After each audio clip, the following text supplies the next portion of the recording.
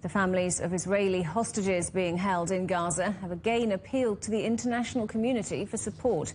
Speaking at a press conference in London, the families say they can't afford to wait any longer to get their relatives out. Well, let's talk to our correspondent, Sarah Coates, who's in Jerusalem. Sarah, this visit by the families of these hostages comes after the visit by the Israeli minister, Benny Gantz, to London. What have these families been saying?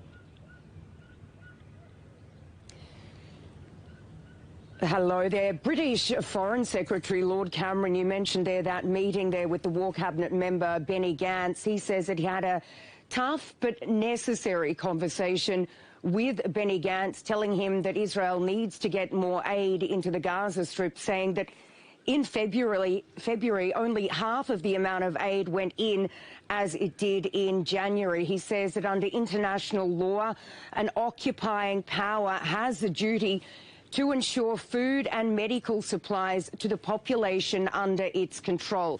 Now, with regards to these hostage families holding that press conference in the UK just a short while ago, these people are absolutely fed up. They are furious and they are worried. They fear that this last round of hostage negotiations, which we do actually hear could still be ongoing, they fear that it is potentially the last chance to get their loved ones out. And they're very worried about these continued demands by the Israeli government, this demand in particular for Hamas to give a list over of these hostages that do remain alive in the Strip, which Hamas refused, saying that this is something that it simply cannot do because of Israel's bombing campaign and because it doesn't know where these hostages are and actually which ones are alive. So this is, of course, very concerning for these families. Here's one person, what they said just a little earlier. How you can sleep at night. Look at us. Look at them. All the time. Keep them in the top of the agenda. Keep them in the top of everything.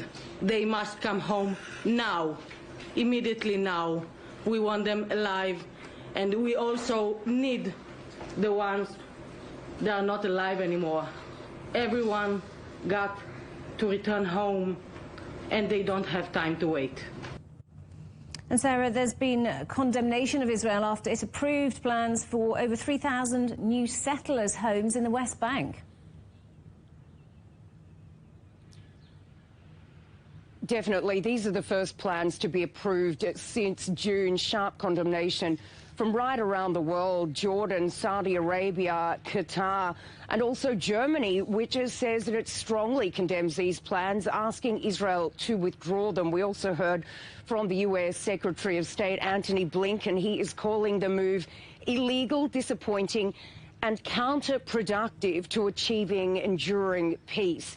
Now, you may remember this attack just last month, just outside the settlement of Male Adumim. This is around 10 kilometres east of where I'm standing now. A number of Palestinian gunmen, they got out of their car, they shot a number of settlers who were waiting to go through a checkpoint. And it was after this attack that we heard from the far right here in Israel, specifically the Finance Minister, Bezalel Smotrich. He said that more settlement housing would now go ahead. He posted on X, "The enemies try to hurt and weaken, but we continue to build in this country." Now, it is important to say that the majority of this settlement housing will actually be in that settlement of Male Adumim. And this is really causing a lot of concern, especially given we are now in the lead up to Ramadan. It is expected to fall this Sunday amid a lot of heightened tension here in Jerusalem. Sarah, thank you very much. Our correspondent Sarah Coates in Jerusalem.